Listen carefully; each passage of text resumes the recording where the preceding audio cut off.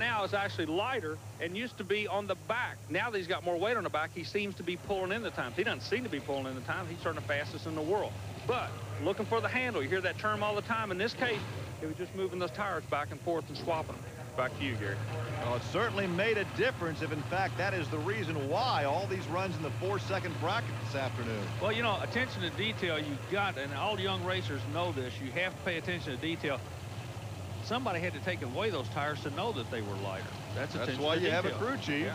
Your team members, there's Andy Brass, the far lane. He has lane choice for this championship. His teammate, Dan Runte. Runte leads. Now, Andy Brass, really, with only 2 more events left in the PENDA Point Series, has to knock off Dan Runte. Well, Andy Brass is the old pro. He knows what he has to do. Runte has played his hand. Now it's up to Brass to sneak in the back door and whack him in the head, and that's exactly what's going to try to happen there. I'm using terminology to let you know that Andy Brass still believes he can win this world championship. It'll be the 4th world championship if he does win it. So you're saying it's his experience that will make the difference in the final 3 events of the year. I believe so. They're both good racers. They're both good run for both of them, but Andy Brass takes the victory.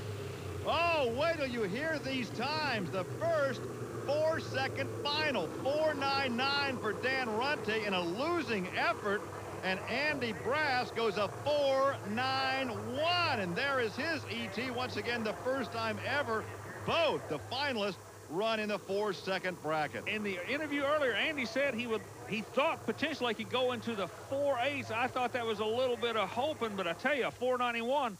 He's just a blink away from a 480 run, the quickest side-by-side ever. He did it. Let's go down to Andy. Gary, the license plate kind of tells the tale.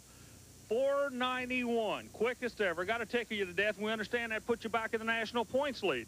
Well, I'd have to look at the points. I don't know exactly where we're standing right now. I know we're going to be up there pretty close, or right behind him if we aren't not, or just right ahead of him. The pass, I'm pretty happy with the pass. You know, we've been having a lot of problems with the truck. It's been running good, but it's just not been just peak. You know, I mean, I can tell when the truck's running and when it's not, and it's been dealing us a fit this weekend. But like I say, there at the end, we started changing just all kinds of stuff. I changed my driving style, and I kept with the style that I did change to, and it seemed that we just started getting down to 9s, you know, 497, 496 and that, and then that's where we stayed. Watever you did right. Congratulations, Andy. Well, thank you, Arm. And our congratulations to Andy Brass. Oh, he gets the bucket of ice water this week. That's becoming tradition now in the Bigfoot organization. That cools him off. Well, as we take a look at the PENDA Points Series, 11 of 13 events, there's the 230 lead for Dan Runte over Brass, and it's Colt, Coburn, Ford, then the Dodge and the Chevrolet as Runte signs the autographs. Both players in this game. And look out, here's the ice for Dan Runte. That's going to wrap it up. We're going to head off to Indianapolis for Army. I'm Gary Lee. We'll see you next week. Hey, here's news and exciting video release from Diamond P Sports.